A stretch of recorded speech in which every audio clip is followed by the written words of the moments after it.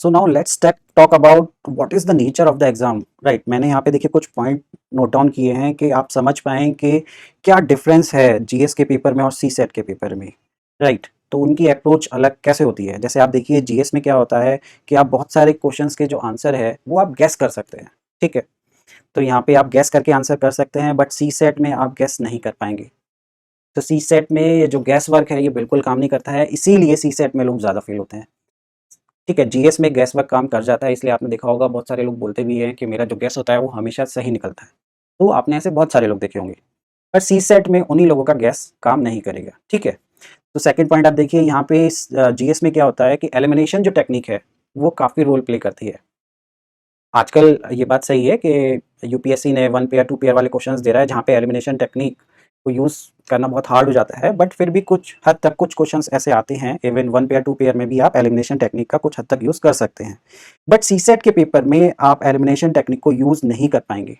तो एलिमिनेशन का टेक्निक का यूज़ करके भी आप आंसर नहीं फाइंड आउट कर पाएंगे।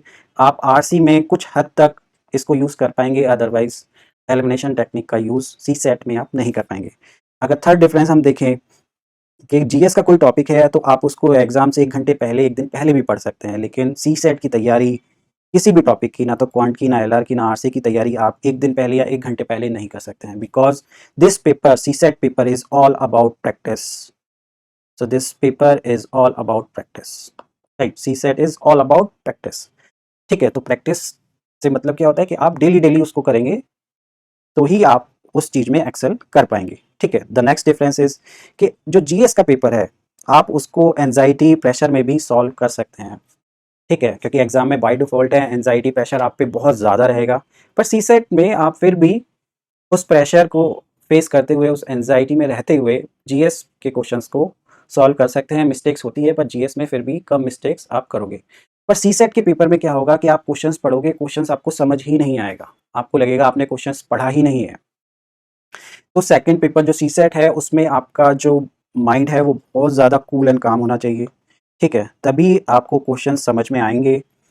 अदरवाइज आपको लगेगा कोई क्वेश्चन परमुटेशन कॉम्बिनेशन से आया है, मैंने बहुत करा हुआ है, लेकिन आपसे वहाँ पे सॉल्व नहीं होगा, और जब आप उसको घर आके देखेंगे तो आपको लगेगा अरे यार ये तो बहुत ईजी क्वेश्चन था, ठीक है। आरसी का पूरा आप पैसेज पढ़ लेंगे, आपको लगेगा आपने पढ़ा ही नहीं है, आप दोबारा पढ़ेंगे फिर आपको लगेगा आपने पढ़ा ही नहीं है पैसेज, आपको उसका कुछ भी याद नहीं रहेगा। All this happen because of anxiety and pressure, ठीक है। तो वहाँ पे आपको कूल एंड काम रखना है अपने आप को। तो ये सारी चीज़ें आपको कैसे करनी है, तो ये सारी चीज़ों की प्रैक्टिस भी जब आप मॉक टेस्ट लगाएंगे उससे हो जाएगी आपको, ठीक है, कि कैसे कूल एंड काम रहना है एग्जाम में, राइट। सारे लोगों के साथ सेम प्रॉब्लम है, आप ऐसा मत समझिए कि आप अकेले हैं जिसको ये सब होगा, ऐसा बिल्कुल भी नहीं है, ठीक है। So these are some basic difference, so we should understand the nature of the exam, right, then only we can do better in that exam, right. तो ये सारे डिफरेंसेस आपको पता होना चाहिए कि सी सेट में लोग क्यों फेल होते हैं, क्या डिफरेंस है जीएस के पेपर और सी सेट के पेपर में। अगर आप ये चीज़ को अच्छे से समझ सकते हैं तो आप बेटर परफॉर्म कर पाओगे एग्जाम में।